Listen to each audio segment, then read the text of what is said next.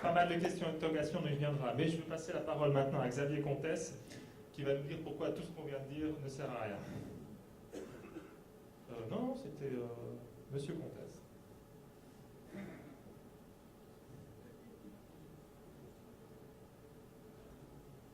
Bon. Non, en fait, c'est difficile parce que anticiper, c'est essayer de modéliser, et tout le monde a essayé de modéliser. Et le problème de la modélisation, c'est qu'en général, on prend les chiffres qui existent, qu'on trouve, et puis à partir de là, on interprète. Alors, je ne sais pas si vous avez remarqué, tous les chiffres du passé sont globalement comme ça, hein, et puis tous les chiffres de l'avenir sont comme ça.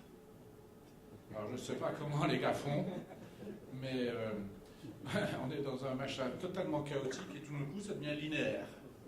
L'avenir serait linéaire. Ça, c'est déjà la première erreur. La deuxième erreur fondamentale, c'est que, comme j'ai dit, on prend les chiffres qu'on a. Donc, on n'essaye pas de modéliser quelque chose à géométrie variable.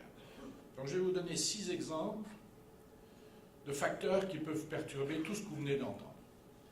La première, c'est les lois.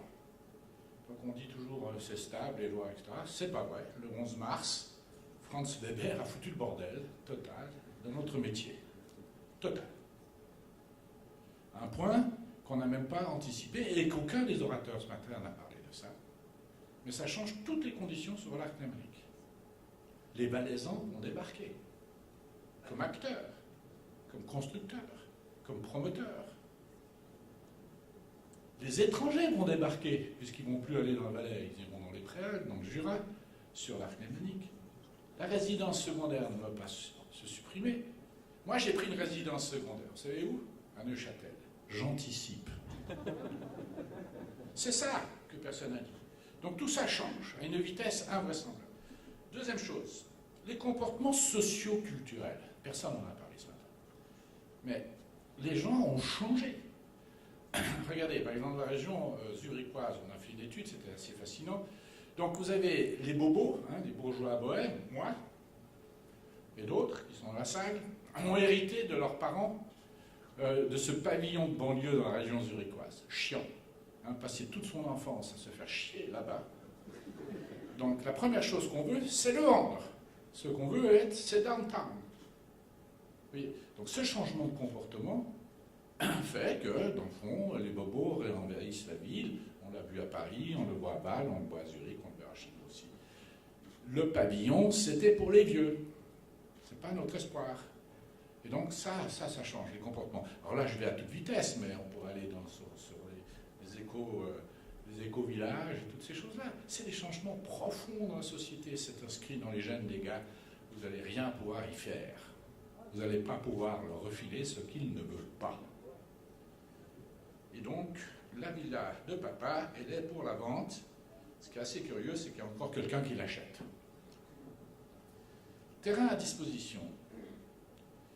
Là, c'est quand même un facteur clé. Hein. Et là, vous avez parlé dans certains endroits. Bon, il y a plein de zones en friche. Hein. Je prenais le train, non pas depuis Zurich, c'était moins loin depuis Genève. Hein. Vous arrivez à Renan, plein cœur de Renan. Renan, c'est Lausanne. Vous avez une gare de triage au plein centre. Je dis, il faut être complètement taré pour avoir une gare de triage en plein centre. La gare de triage sera du logement demain. Il y en a une autre, vide, un peu plus loin, vous l'avez déjà vu, déjà faite par les CFF. Elle est vide. Vous entrez dans Lausanne, il y a une énorme gare de triage, totalement vide. Vous avez à Renan, deuxième gare de triage, inutile, totalement pleine. Mais il y a pire, Neuchâtel. Dépôt des trams de Neuchâtel. Pleine ville, bord du lac. Plus con que ça, j'ai jamais vu. Le mètre carré le plus cher de Neuchâtel, dépôt des trams. Jonction à Genève, etc. Vous voyez, ça, c'est des perturbations de profondeur. Salaire réel. Contrairement à ce que vous dites, on a fait une étude avec Avenir Suisse. En fait, le salaire réel sur ces 10 dernières années des Suisses a augmenté. Et particulièrement ceux qui sont aptes à prendre des PPE. Augmenté beaucoup. Pas seulement les étrangers, aussi les étrangers qui sont venus. Mais le salaire réel en Suisse a augmenté. Pour 2 raisons. Et il va augmenter encore plus ces prochaines années, parce que nous sommes en déflation. Hein, ça, c'est un mot que personne... Alors, je sais bien, les banquiers parlent d'inflation négative, mais c'est la même chose. Hein.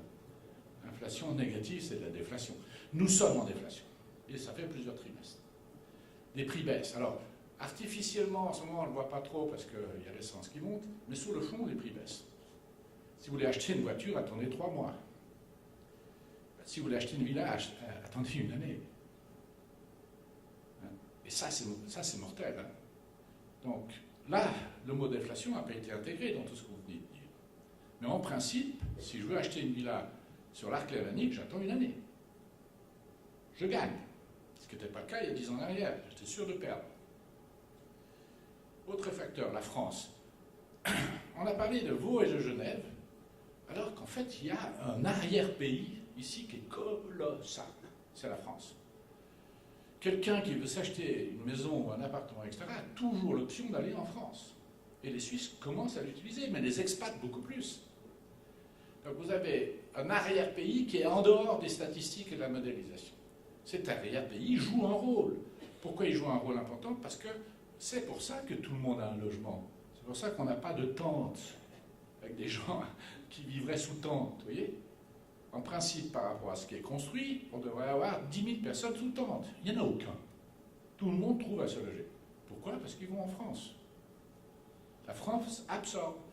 Elle absorbe le chômage, hein, quand on a une hop, on vire les Français, c'est bon. Quand on n'a pas assez de logements, on les vire en France. Et donc, on ne met pas ça dans les modélisations. Mais attendez, c'est vachement important.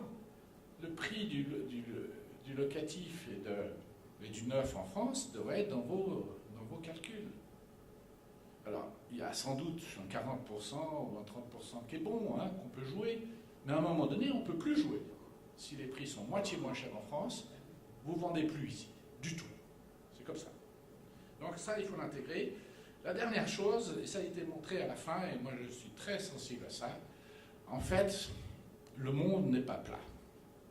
Il est extrêmement bosselé. Donc si vous avez une villa au bord du lac, là, elle conservera un prix quoi qu'il arrive. Ou bien on sort. Voilà. Donc il y a des endroits où, dans le fond, les prix résistent, les hot spots, comme on dit, quoi qu'il arrive. Et puis vous avez des endroits où ça chute, quoi qu'il arrive.